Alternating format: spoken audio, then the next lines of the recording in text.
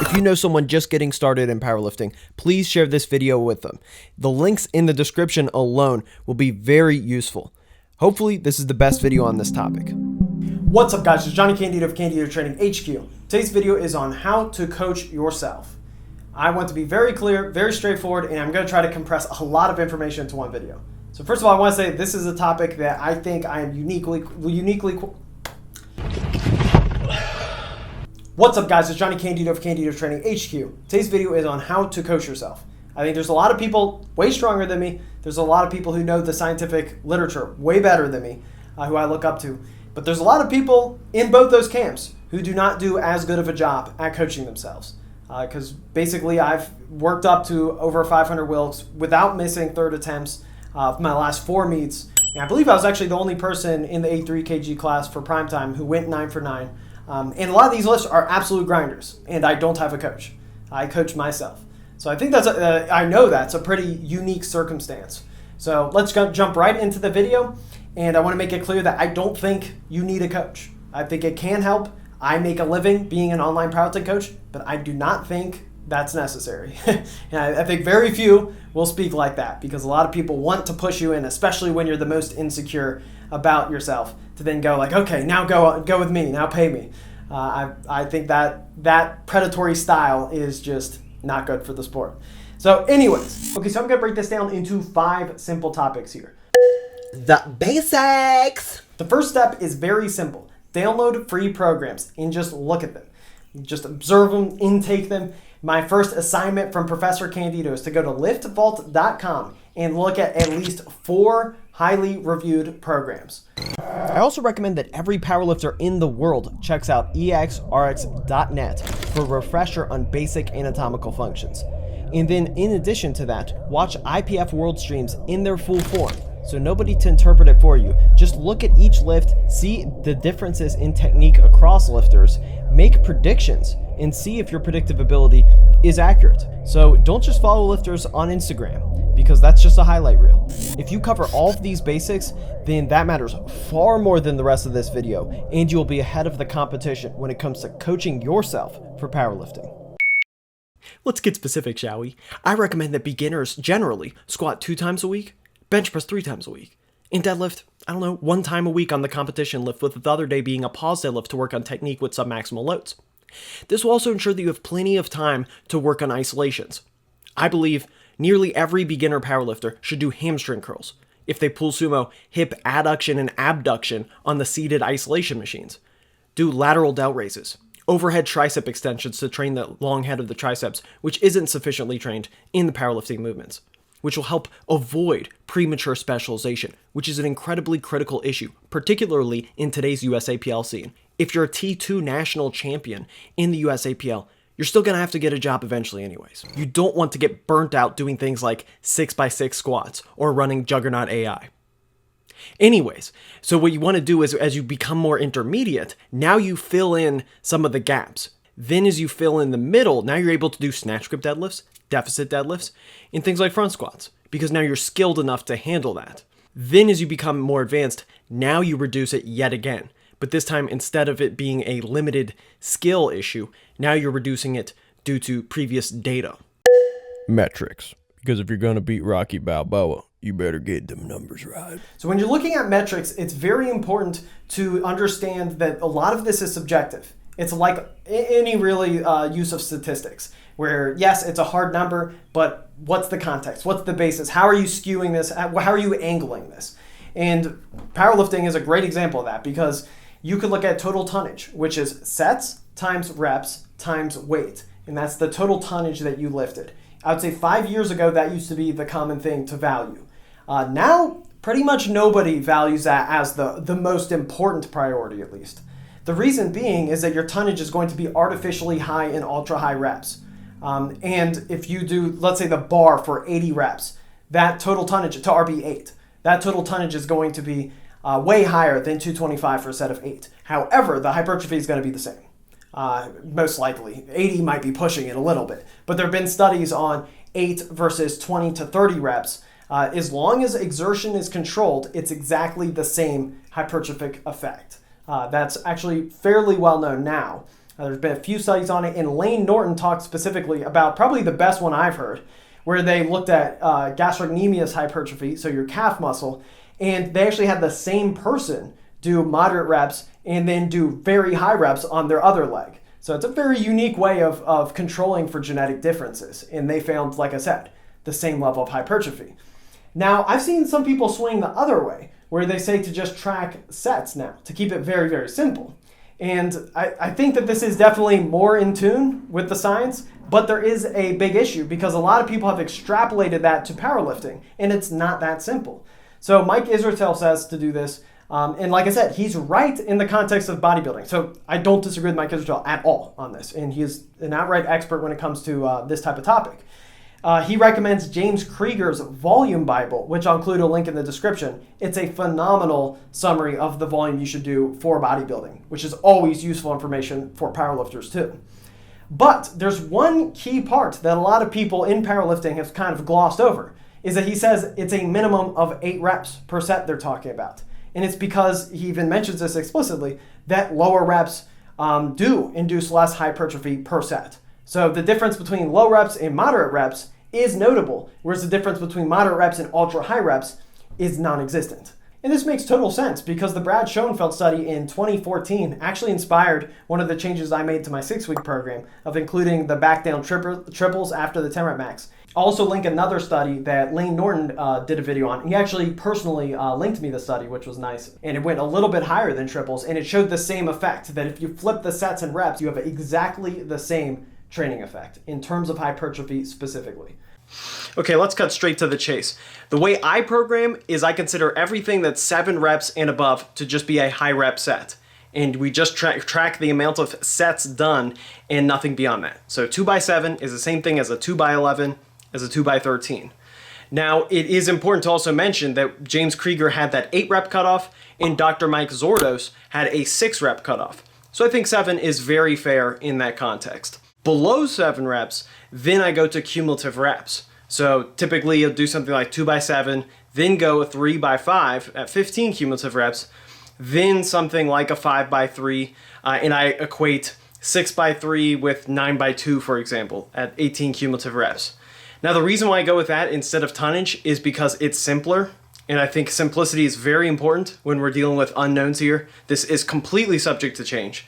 And I also bias it towards lower RPE.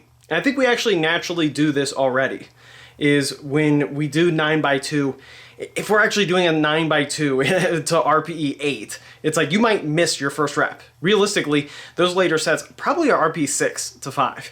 And I actually think on some of the high rep sets, I do push closer to true RPE 8. Okay, so seriously, skip this part if you're just into the practical side of it.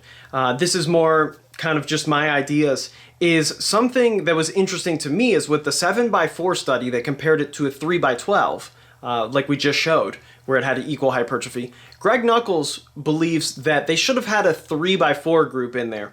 And he believes that in the end of the day, if they redid these studies enough, that it would most likely be a 5x4 that's equal to 3x12 instead of a 7x4. Because he doesn't totally buy into the idea of tonnage and of low rep sets being less of a stimulus to a really clear-cut level. Now, what I think is interesting is I agree, but I think for a different reason. What I think makes the most sense is to actually take any higher rep set and round it down to the minimum number that we would make the threshold for a high rep set. So like we said, 6 to 8 reps, let's take the average now, let's say 3x7. So if it's a 3x7, I think that makes sense for a mechanistic reason too, not just to round down for the sake of it. Because if we're looking at the reps that are the most effective, we're saying at this point, it doesn't matter if you add reps because those early reps are so ineffective, they're basically nothing, right? Because a 20 rep set, like we said, is the same thing as an 8 rep set in other studies. Now, some people might say, well, aren't the first few reps of a 7 rep set not effective anyways?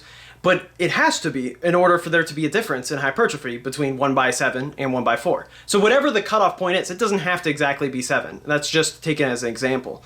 But whatever the cutoff point is, it has to mean that the first few reps are effective, or else there wouldn't be that difference. So it's by definition true. So if that's the case, let's take the 3x7 then versus a 5x4. Then I would totally agree, because then it's actually basically the same cumulative reps, 20 reps versus 21 reps.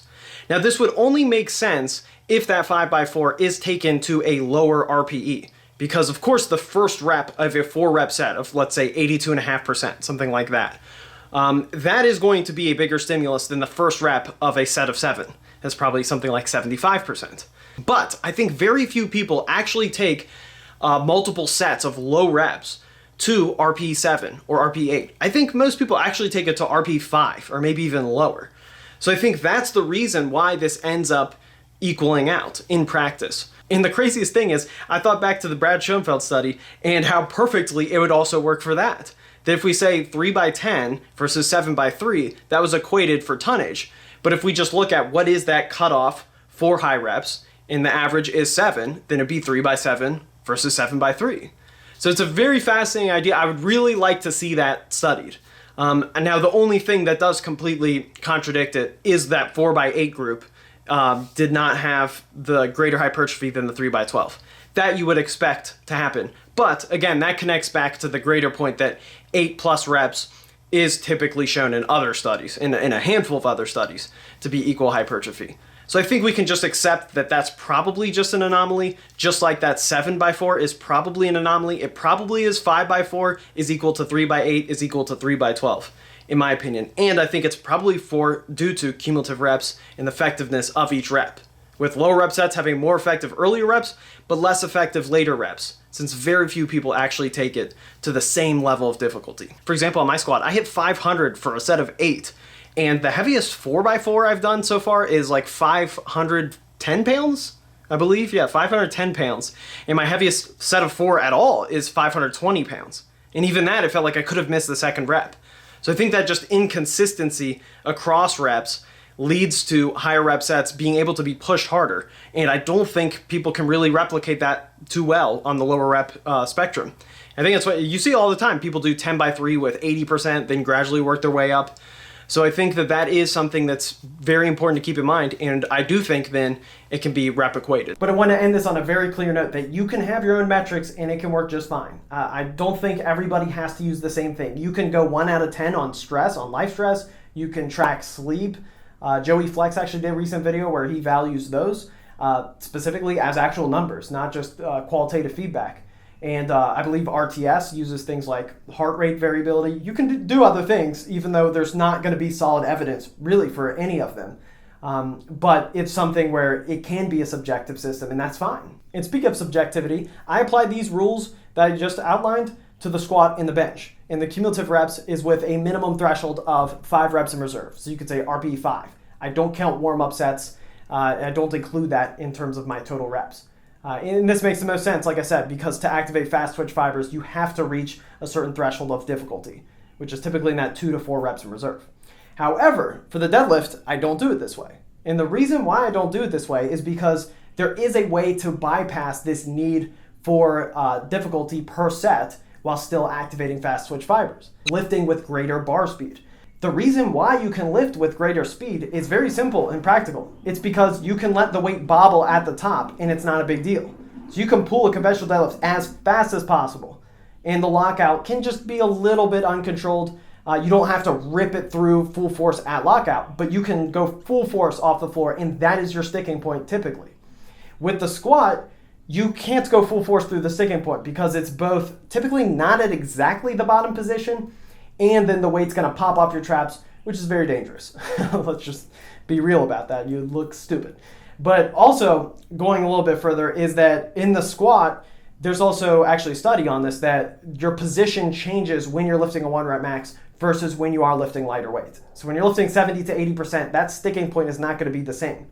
And since it is midway through the lift, your sticking point, it's a few inches, a handful of inches above the bottom position, you can't really deliberately shift that. You can't make that similar to a 1-rep max squat. Whereas with the deadlift, since it is the bottom position, if you know you pull sumo with your hips too low in the bottom position, you can just force yourself to lift with your hips higher. Or if you lift with a rounded back on a max deadlift, you can force yourself to lift with a rounded back with lighter loads. So this is one of the reasons, in my opinion, why Westside tends to work with deadlifters and not as much with other lifts. For example, guys who've watched Masthetics, I'd say back in the day when they were active on YouTube, their deadlift was the most effectively programmed because it carried over really well, all that speed work. This is actually why the deadlift is the only one where I use percentages all the way through, because it gives clear direction when you can't gauge RPE. So there are certain differences like that where it's more fluid thinking. It's okay, you know you can lift with faster bar speed, then you know you can go lighter, and then when you go really light, you can't judge RPE between RP2 and RP4. It's just impossible. So then you put those percentages to give a clear direction from maybe 72.5% for triples to 77.5%. Repeat stuff, repeat stuff, repeat stuff, repeat stuff, repeat stuff, repeat stuff. This will really help if you're coaching yourself, because if you're constantly reinventing what you're doing and you're coming up with it, you're going to add a lot of stress and you're not going to know where to go. A lot of times the answer is just in your past. And if you hire a coach, I think that is where sometimes it adds clarity, because then the coach will just go back, okay, let's go back 2 training cycles when you actually succeeded if you're having a really bad last training cycle. Let's just go back to when you did well. And if you ended up pulling conventional back then and now you switch to sumo, usually the coach will be more blunt with you and just go back to conventional. Like it's just obvious, you just got to cut it off. Whereas in our minds, we're kind of more thinking about what we can do differently in the gym rather than thinking there's certain battles that are not worth fighting. So that's why you really want to look at successful cycles and just adjust 1 or 2 things at a time. If you are going to see if a feet up bench works better than a close grip bench, volume equate it first, then see. So don't add volume while you're adding an exercise, because then you don't know what's actually making that change. What you should be looking at is in the off season, reducing risk of injury, and then in your peaks, reducing risk of performance issues. And it's really important to have kind of that more of that negative mindset. You're looking at avoiding mistakes rather than trying to do something amazing. And this is why coaching yourself can be tricky, because the athlete mindset is the total opposite. It's how do we do amazing? You know, when you're peaking for a cycle, you really want to do stuff that you know works. You want to do things where if you've progressed really well on 4 sets of 4, 3 weeks out from a test, you want to do maybe 5 sets of 4 to increase the stimulus, to really redline just a little bit. But I want to be very clear here that I do not recommend you blast 5 sets of 10 of barbell squats in the off season.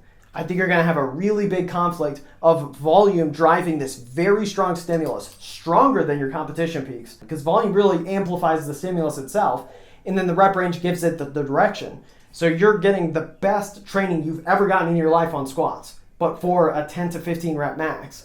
And then you go into competition peak with, let's say, 4x4s or 5x3s. Now you're just getting a lesser stimulus overall while biasing it towards the competition lift. So a lot of times that end effect ends up being kind of in the middle, where your off-season strength was incredible for a 10 rep max and about your best for a 1 rep max. And then in the peak, your 10 rep max tanks, you are biased towards your 1 rep max, but overall you're about the same on that, while being just kind of weaker overall and a little bit smaller. In the off-season, I just train with slightly lower volume. Okay, so let me take you guys through a few examples of rerunning cycles and how I troubleshoot it. And overall, why it's so important to keep things very similar so you can find out exactly what to do. A lot of people, I think, like block periodization because it gives you clear direction in something to like tell a client, like, okay, we're going to do this. When a lot of times the answer is, we don't know until you see what happens. So let's say someone does 7s for 2 weeks, then they do 4s for 2 weeks. This is on their main squat volume day. They do 7s, 4s, then 3s for 2 weeks, then they taper down, and then they hit a single. So if that goes extremely well, one of the main differences I do is I just overlap the rep ranges more. So I'd say at least 50% on the volume day will be exactly the same as the last cycle, with plus, let's say, 10 pounds. But overall, I just add 5 to 15 pounds typically. There are some exceptions to that, some people who really can add 20 pounds a cycle, but then you're probably better off with a more linear approach anyways, without even tapering, honestly. But let's say, like we said with that, where you keep a stronger overlap. So it really has nothing to do with phase differentiation. It's just how much overlap do you want? And then if you're really killing it, something that actually is a really good strategy is to, even on the reps where you don't overlap, is to do 8s instead of 7s with at least 5 pounds added to last cycle 7s. So that's a really good way to push for more, where you're pushing for plus 1 rep and plus 5 pounds. And then you still go down to 4s with, let's say, plus 15 pounds. That's a really good way to give yourself wiggle room, because then in worst case, you can still just match for 8s what you hit for 7s last cycle. So the main reason here for changing reps even is novelty. It is stress to make sure you're not pushing for performance to be exactly the same each time. That definitely can lead to detrimental decisions where you're overhyping a workout that's not the test itself. But it is very important to have as much overlap as possible, to have as least complexity as possible, minimal complexity. And that is a thing that I think can't be emphasized enough, and it's not sexy to sell. But okay, that sounds great. That's easy to do when you're hitting PRs every cycle, right? By the way, this has worked for me for literally like 7 straight cycles now. So it certainly can work like this very routinely if you have everything in check. But let's say you are someone who you end the cycle and you just don't hit a PR. Now, this is where we need to look at a few things. I had a client recently where he did not hit a PR, but he noted that his last warm-up was very good and he didn't hit a PR anyways, even though he hit like 485 as well as he ever did on squat. And we just never went over that. So for someone like that, that's where you immediately just say, okay, let's loosen up those singles. Let's not have as tight of caps on it like how I do. The minimum level of loading needed for progress for someone like that might be higher. And again, that last warm-up is very indicative. If you feel good on the test day and that last warm-up moves well. That's a pretty unique situation though. Now let's say someone else just had a bad peak. Their entire peak day felt horrible, not their last warm-up felt good. In a case like that, typically the first step is to push back the peak. Is to say, okay, if your taper started 7 days out, start your taper 5 days out. Now the third situation is the whole cycle just did not go that well. This is a tricky one because first what you definitely want to look for is rep ranges, because I do actually strongly believe that some people perform better in certain rep ranges, and until you find that out, they will not progress very well. Believe it or not, I've had clients like that who progress literally better off 5 sets of 1 on their deadlift, on their sumo deadlift. That's like a very technical sumo. Than they do off of 4 sets of 8. Like, it's pretty unreal how some people really, if you force them in a box, it will just not work, and you will constantly hold yourself back. I actually believe my bench press was like that, where now I never do 5 to 10 rep sets or 6 to 10 rep sets on regular competition bench, because I just always had bad performance in that range, and it didn't help. So for someone like that, if they just perform poorly the whole way through, first find out what their best rep range is and then bias heavily towards that. Like I said, some people literally need to start with 4s on the squat for their volume day and just stay between 4s and 2s the whole time. It's very tricky to not overshoot, but for some people that's how it works. Now finally, my last example is someone who does not have a rep range that is like magic to them and they're not progressing well. That is the person who then needs volume increased. And you really want to push that to the last option possible, in my opinion. Because if you just go chasing volume right away, then you will get stuck in a rut. And it is the highest risk, especially deeper in the off season, like I said. You don't want to be blasting competition volume routinely. So, but let's say someone needs higher volume. Then a great example would be, now let's say you go 2x7. You may want to maintain the ratio. So if you start with 2x7, 2x7, 3x5, and then 4x5, then 6x3, 3x3 taper. Now if you're increasing the volume, you want to go 2x7, 3x7 with the top set. Then you shift down to 5s, 4x5, 5x5. Then most likely the 6x3 you're good, but you could consider 7x3, then ending on 3x3 or 4x3. So you see, it's all extremely similar, and you just make these changes one time, or once at a time, throughout. And that is the way you figure it out. Because otherwise, if you just go block to block and you really do a hypertrophy block, strength block, this block, that block, work capacity block, you will never figure this out. I mean it. Like, you will really never get to the point where I can confidently say I peak like magic because I know exactly what I need. And I'll give a great example. This is really probably the best example possible, is when I squatted 613 pounds, I actually changed my squat frequency the very last week. And the reason being is I switched to squatting 2 times a week for the sake of time. Simply, I can't keep up squatting 3 times a week and have a productive life at this point. But I have never figured out how to peak off of 2 times a week squatting. I literally don't know. It reminds me of like when Kanye said he doesn't know how to program drums, where it's just so funny where he had to go to Timbaland to literally just learn how to make his drum slap. where it's like that, where it's like, even though this is your thing, it's like, I can't do it. I don't know how to peak myself off of squatting 1 week out and then starting the taper. I'm certainly not going to start the taper for just one workout, 3 or 4 days out. Yeah, so I squatted like a 3x6. I believe it actually was a 3x6, 8 days out. Then 5 days out, I squatted a 3x3. Then 3 days out, hit a 3x1, then peaked. So like I said, I switched that frequency up just for the end of that to basically 3 times a week, because that's exactly the way I peaked when I squat 3 times a week. And it worked perfectly. But it was such a good example because I took that risk of trying to peak with the last heavy day being 7 days out. I took that risk the cycle prior, where I pause squatted 550. And the peak did not go well at all. And I actually took note of that to myself. I'm like, ooh, this is flat. And it was a lower risk cycle because it was the first cycle back from the coronavirus lockdown. So that is the way you have to approach this, very systematically, where you go, okay, I did this, it did not work. So I'm going to go back to what worked. I'm going to value that precedence, even if it doesn't make complete sense in what the top-down strategy of now trying to squat 2 times a week. And it's game-changing if you don't train this way and then you switch to it. We're talking discipline right here, boy. Big boy talk, grown man stuff, you know what I'm talking about. This is one that definitely separates people. And like I said, this is why a lot of people who are really smart, who are science guys, just aren't as good at coaching themselves, because a lot of people are just kind of curious and they're not dedicated to powerlifting the way you have to be if you're going to coach yourself effectively. You have to have a plan and stick to it.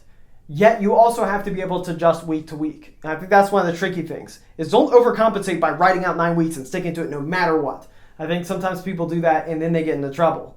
You still want to adjust as if you are coaching someone, and you would adjust on a week-to-week basis if needed, but you're not going to coach with or adjust within the same day, most likely.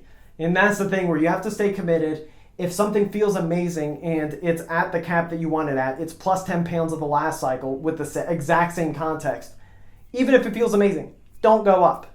You have to be able to tell yourself, don't go up.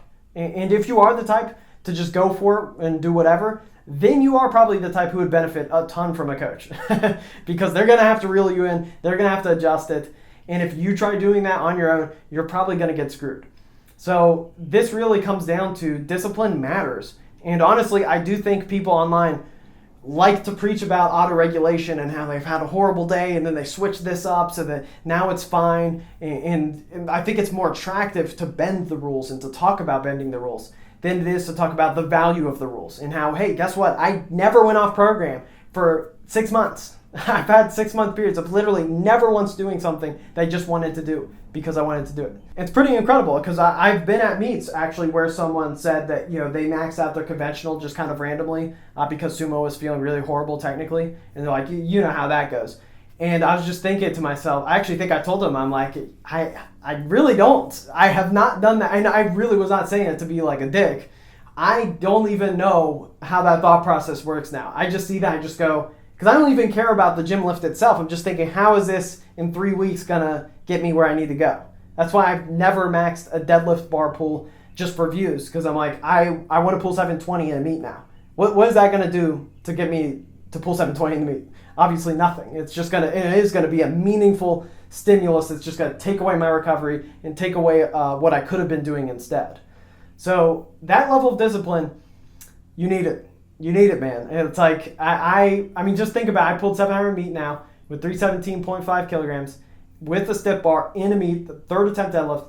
I did not pull 700 once in the gym. I did not attempt it once this whole comeback, like secretly attempted and then just not post it. Never did. I pulled 694. Didn't go home and test 700 the next week. Nope. And what I always tell people is, in my opinion, doing weekly singles is such a big advantage. And a lot of people who do weekly singles are undisciplined and kind of mush their RP 8s to where it's basically RP 9 to 10 really often. I think we've all seen that.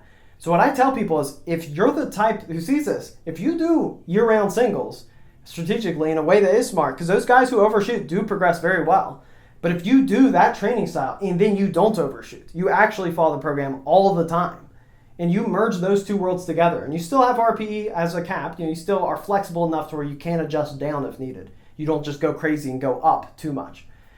You will be at an incredible advantage. Also, I'll add when it comes to discipline is you need to have confidence in yourself in order to be disciplined. You need to believe that you're smart before you're going to be disciplined. Because if you think you're kind of stupid, but you're a hard worker, well, then you're not going to respect your program that you put forth for yourself. And one of the issues I actually think a lot of people have is when they have a coach, they're able to praise them and it's socially acceptable. And then your coach can praise you and that's socially acceptable. So both of you guys are awesome. You're like, wow, I have the best coach in the world. And then the coach goes, oh, you're so awesome. And then just everybody's kind of like getting this positive vibe and able to brag to other people, and it's not considered arrogant. Whereas if you're just coaching yourself and then you're putting in the work and you're progressing, I can't post online just be like, wow, I'm incredible. I'm doing the best program ever. Thank you. Thank God, Johnny. Meet day coaching because mama ain't raised no choker, you know. I ain't like LeBron James in the finals or like LeBron James when he's being asked about Hong Kong backing down like a little bitch. So this is a very long video. I hope you got through it all. But the final point is, in my opinion, having a coach on meet day or a meet day handler is ideal. I think this is ideal for everybody. And this is the one thing where I want to say that very bluntly, because I have coached myself for programming my whole life, like I said, and as far as meets go, I also have done most of my meets with nobody helping me. However, every single time I've had a handler, and I've had a broad range of handlers, it's always helped. I'd say probably I've done 20 meets. I've probably had a handler about seven of them, somewhere in that number, 7 or 8, and I probably had 4 to 5 different handlers. So it's only recently that I've had the same guy, David Garcia, handle me at each one of these big meets. And every time we've hit it perfectly. And it's because there's just so many short-term variables where you need another set of eyes. You need someone to tell you where the bathroom is, someone to tell you how long do you have until your next warm-up set, someone to help rack or load the weight in a way where you don't have to bully the other people trying to take your rack, which happens all the time. And if you have that social anxiety adding up with the performance anxiety, then you're going to be in for a hard time. That's actually what happened. Is my best meet without a handler was a 16:31 total, and it was right before nationals. It was funny is that I went 9 for 9, no issues, grinded everything perfectly, but my heart rate was elevated literally the entire time. It was so much to where I was checking my pulse. I was really trying to get it down. And it was funny if someone was saying like, are you okay? And it's like, that's the cost of not having a handler, where it's not that I'm like a train wreck or anything, but it's just one of those things where you're trying to manage everything. I'm trying to manage where this is, where that is, where that is. And then you know that if you have an elevated heart rate the whole time, you're not recovering well. So then it just makes it to where it's one extra thing where I'm trying to get under control. Whereas if you're able to relax and you have a handler who's really matches your personality well, now all of a sudden you have a huge advantage. And I think that one is one of the few points that is universal. I think everybody do better with a handler just because of all the variables going on. That being said, I am the type of person where I need a handler where if I ask where the bathroom is, they got to say nothing sarcastic.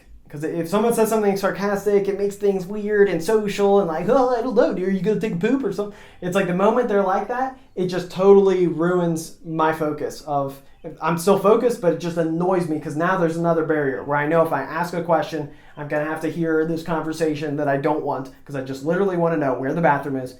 And I'm going to go to it, and I'm going to go back, and I'm going to do the next set, and I'm not going to talk in between. And personality matching also is a huge point, because David Garcia actually is the total opposite of me in that he's more extroverted. I'm only into the numbers, and he's more like broader and really asking me how I'm feeling and things like that. And he has just a lot of friends at venues. He talks to a lot of people, and I actually find that vibe works incredibly well. And I've seen meets where there are 2 analytical people together, and their coach is just standing like this. And just looks like kind of pissed. And then the athlete himself, you can tell, is neurotic, kind of like myself.